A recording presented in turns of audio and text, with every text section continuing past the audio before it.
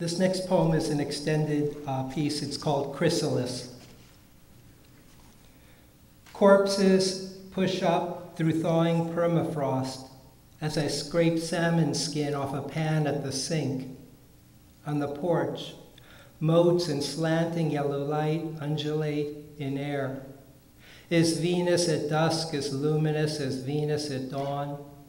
Yesterday, I was about to seal a borax capsule angled up from the bottom of a decaying exterior jam when I glimpsed jagged ice floating in a bay.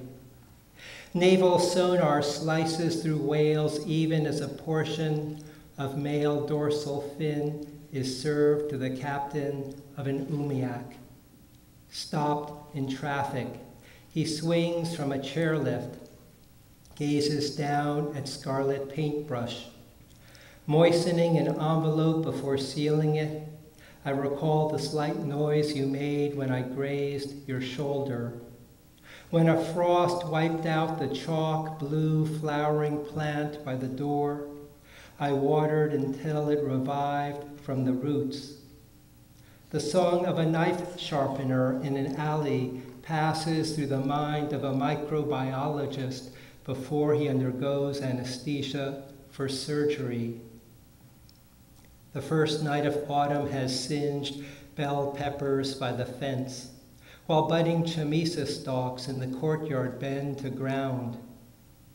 Observing people conversing at a nearby table, he visualizes the momentary convergence and divergence of lines passing through a point. The wisteria along the porch never blooms.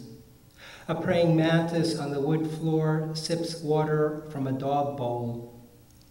Laughter from upstairs echoes downstairs as teenage girls compare bra sizes. An ex-army officer turned critic frets over the composition of a search committee, snickers and disparages rival candidates. A welder who turns away for a few seconds to gaze at the Sangre de Cristos detects a line of trucks backed up on an international overpass where exhaust spews onto houses below. The day may be called One Tooth Road or 6 Thunder Pane, but the naming of a day will not transform it, nor will the mathematics of time halt. An imprint of ginkgo leaf, fan-shaped, slightly thickened, slightly wavy on broad edge, two-lobed, with forking parallel veins but no mid-vein, and a slab of coal is momentary beauty. While ginkgos along a street dropping gold leaves are mindless beauty of the quotidian. Once thought extinct, the ginkgo was discovered in Himalayan monasteries and propagated back into the world. Although I cannot save a grasshopper singed by frost, trying to warm itself on a sunlit walkway, I ponder shadows of budding pink and orange bougainvilleas on a wall. As masons level sand, lay bricks in horizontal and vertical pairs, we construct the ground to render a space our own. As light from a partial lunar eclipse diffuses down skylight walls, we rock and sluice, fingertips fanned to fanned fingertips, debouche into plentitude. Venus vanishes in a brightening sky. The diamond ring of a solar eclipse persists. You did not have to fly to Zimbabwe in June 2001 to experience it. The day recalls 13 death and 1 deer when an end slips into a beginning. I recall mating butterflies with red dots on wings, the bow of a longliner thudding on waves, crescendo of water beginning to boil in a kettle, echoes of humpback whales. In silence, dancers concentrate on movements on stage, lilacs bud by a gate. As bits of consciousness constellate, I rouse to a 3 a.m. December rain on the skylight. A woman sweeps glass shards in a driveway, oblivious to elm branches reflected on windshields of passing cars. Juniper crackles in the fireplace. Flukes break the water as a whale dives. The path of totality is not marked by a shadow hurtling across the Earth's surface at 3,000 kilometers per hour, or eyelashes attuned to each other.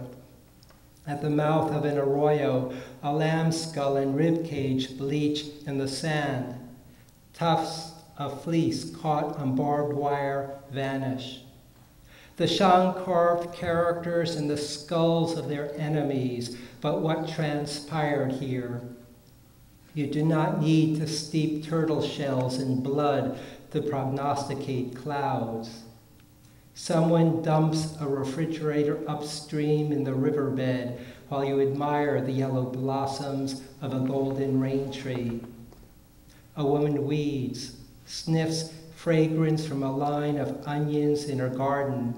You scramble an egg, sip oolong tea. The continuous bifurcates into the segmented as the broken extends. Someone steals a newspaper while we doze. A tiger swallowtail lands on a patio columbine. A single agaric breaks soil by a hollyhock. Pushing aside branches of Russian olives to approach the Powaki River, we spot a splatter of flicker feathers in the dirt. Here chance and fate enmesh. Here I hold a black bowl rinsed with tea, savor the warmth at my fingertips, aroma of emptiness. We rock back and forth on water. Fins of spinner dolphins break the waves. A whale spouts to the north-northwest. What is not impelled? Yellow hibiscus, zodiac, hairbrush, barbed wire, smog, snowflake. When I still my eyes, the moments dilate. Rain darkens gravel in the courtyard. Shriveled apples on branches are weightless against dawn.